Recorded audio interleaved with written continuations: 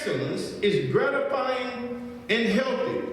The pursuit of perfection is frustrating, neurotic, and a terrible waste of time.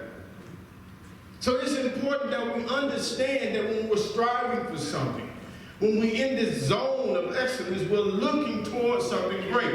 It takes extra work. It takes doing things when everybody else don't. It takes you pushing yourself to a level that you don't want to be pushed to.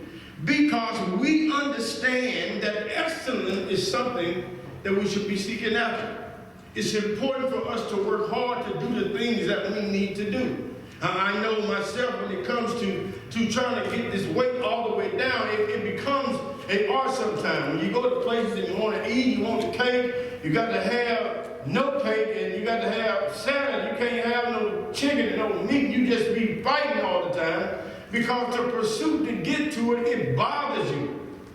It messes with you. I came across something by Hansel Ward inside of Tim Hansel inside of a book called Eating Problems for Breakfast. He said this about excellence. Excellence costs.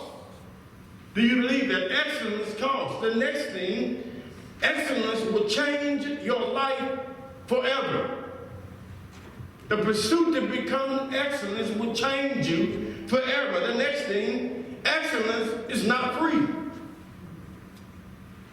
Excellence is not free. And here's the next thing. Excellence is a habit. Oh, y'all might be called that.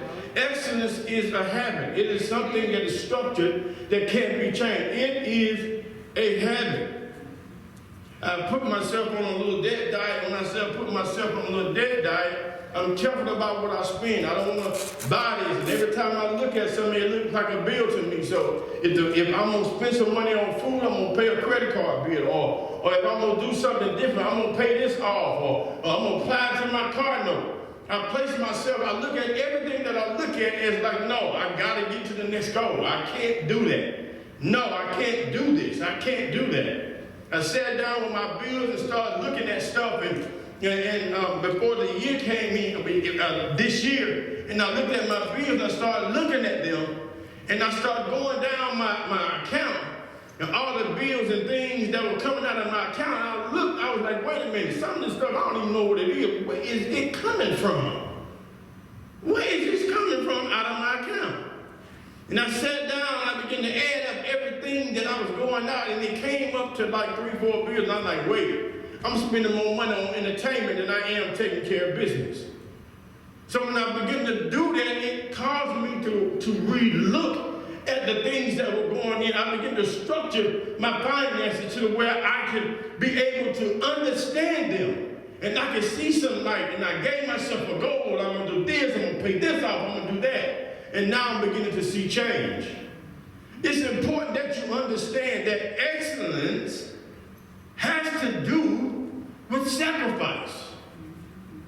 Excellence has to do with creating the proper habits. And here's another thing, that excellence has to do with a great team. There's 5 points about a great team taken from Forbes Online that I'm going to drop by Erica Anderson. It says the best teams have these 5 things. Does yours? Number 1, clear and compelling goals.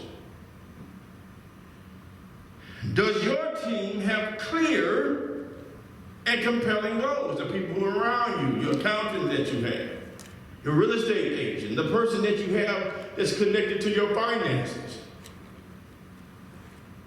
What is your team? Well, your team, do they have clear and compelling goals? Here's what it means. That on high-performing teams, everyone shares the same understanding about what the team is trying to accomplish. Now, a team can be your home. It can be you and your children there. It could be your husband, and it could be your wife. It could be you guys as a team. What is your compelling goal?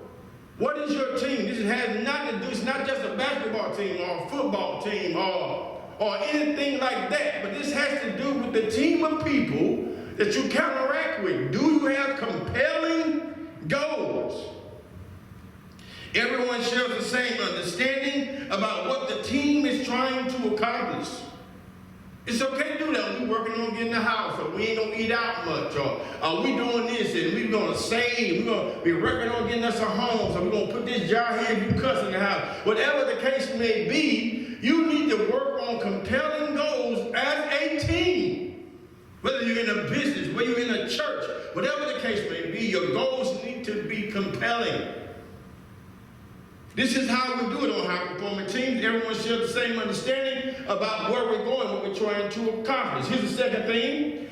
Clear and agreed upon roles. What's your role?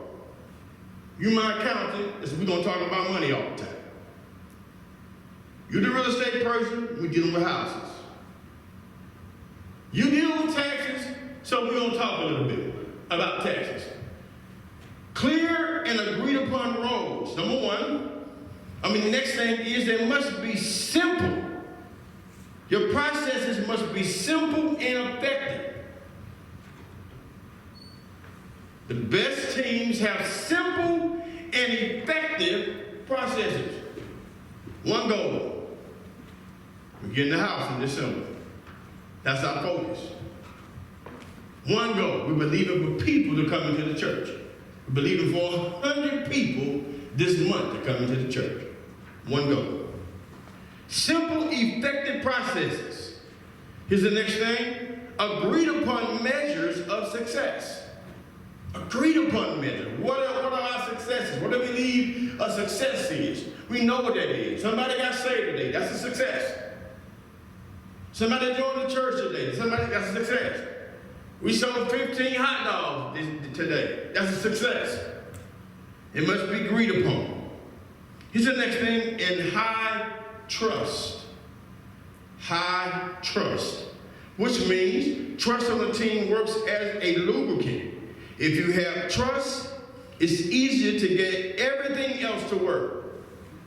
It's hard to work on the team when you're not relied upon. When you say you're going to be a certain place and you're not. Or when you say you're going to do something and you're not.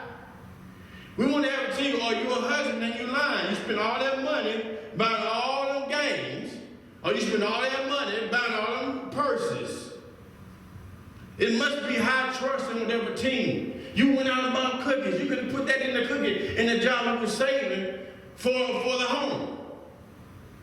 It must be high trust in anything that you do. If I can't trust you, I can't work with you. And too many mistakes in life, we're working with people who we don't really trust. So it must be high trust. Watch this. So here's the next thing. Colossians chapter 3, verse 23 says this: whatever you do, work heartily as for the Lord and not for men. So whatever you do, you're not working for the people around you, your job, whatever the case you may be, your church, you're doing it as unto the Lord. The work that you put in, God is watching you. The work that you see, God is watching you. It's not about people. It's what you do as unto the Lord. So write this down. Excellence has everything to do with how you do it and what you do it for. Oh, that's good. I'm going to say it one more time. Excellence has everything to do with how you do it and who you do it for. So I do my excellence as unto the Lord. Everything I do, everywhere I am, I do it as